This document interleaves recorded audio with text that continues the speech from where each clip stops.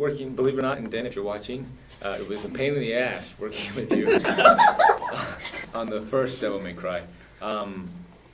That was our first job kind of really working together. We'd worked on Power Rangers together and other things, but that was our first job really acting and being, a lot of going back and forth.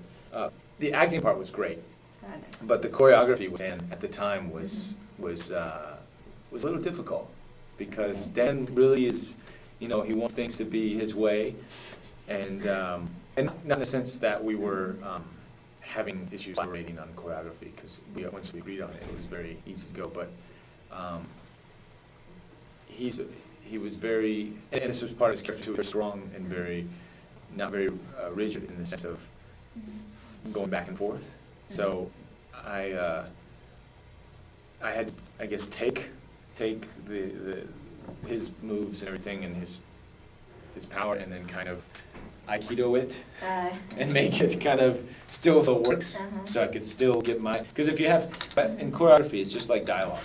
All right. It's just like when you're doing an acting scene. All right. When you have one strong actor, strong performer delivering dialogue, if you're doing the same thing back and you're not listening, if you're not receiving, and then working with that actor, then the scene doesn't work.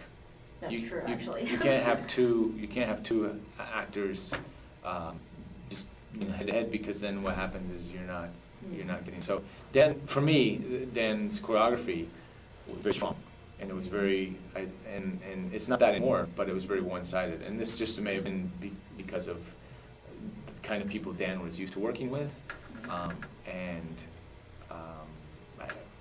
Dan's personality at the time. I don't know, but and then maybe it was part of his character, and that was his character choice. I'm sure that was a lot of it too. I didn't say anything because I always I always watched one of my big idols in life is Jackie Chan, and I saw how he would fight and how he would do choreography and how he would change things up, kind of like a good actor in a dialogue scene. He would take what's thrown at him, and he would be able to work the scene, take it in, and then give it back, and not necessarily what the script said, but in a way that still works. And this is with good actors like like De Niro or whoever. I'm sure a really good listening actor would be able to kind of do what's best for the scene and what's for the situation. And same with choreography. Jackie Chan could fight somebody who really doesn't know what they're doing. They're just throwing. They have good moves where they're doing what they're doing. And I'm not saying this is what Dan does not know. What Dan is.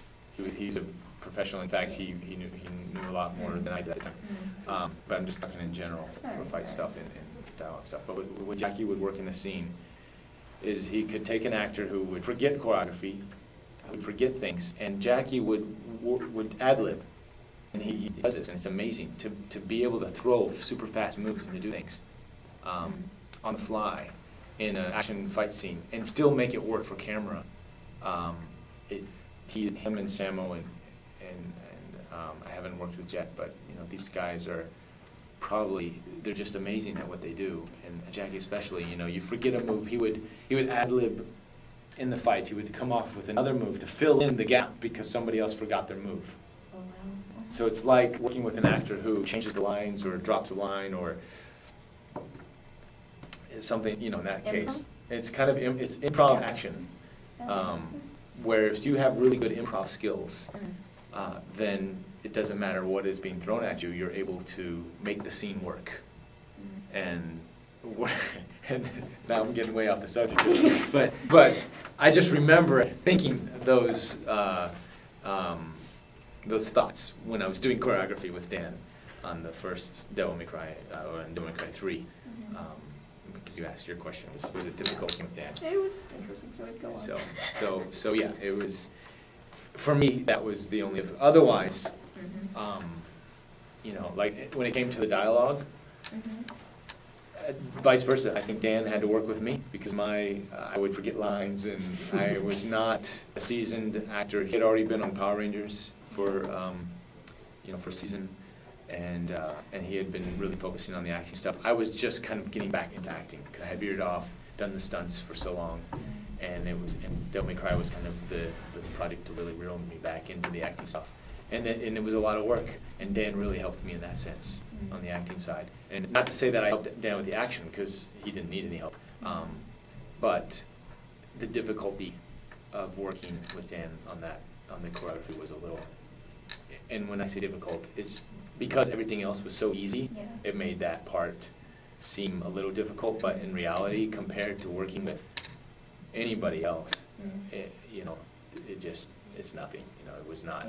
It really wasn't difficult. I'm just nitpicking, and then I'm leading into a whole nother story that had nothing really to.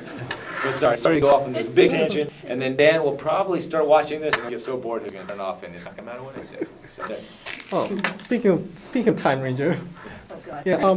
You worked on Power Ranger as well. Yeah. As a stuff and like. How hard is to work with? I mean, it's one thing to work with spandex only and like in the motion mocap, but it's another thing to wear spandex and wear a helmet at the same time. Very difficult. Yeah. So, tell us what goes through in the process of making that stunt scene. How hard is to like put the whole thing together, and then how hard is to move fluidly and everything. Well, with Power Rangers, if you're a ranger, it's great because you have ultimate movement. There's nothing holding you back, except for the helmets.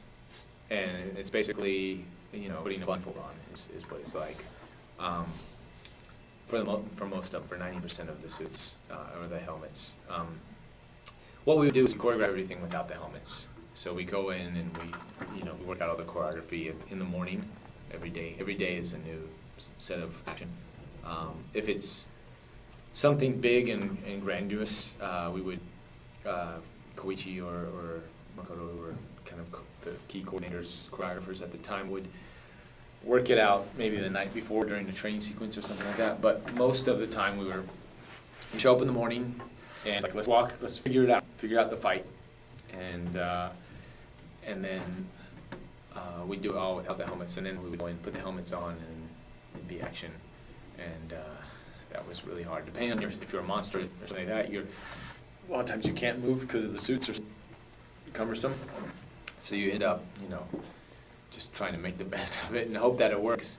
A lot of the helmets too, literally it's like putting a blindfold on. So you got the choreography, and then your body remembers where things are at, and you put the thing on, and it's like a couple okay, I can see one person there and two are here, and then we use a lot of verbal cues to figure out the timing, and like hi,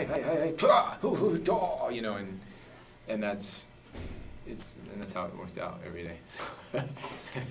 So motion capture, I love it because you don't have to wear any helmets for the most part. You can move. We can put pads down on the ground because it's motion capture. You don't, if you can't see the ground, then put a pad down.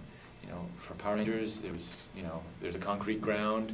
Well, you're gonna hit that concrete ground with no pads on because there's no place to put pads in your spandex.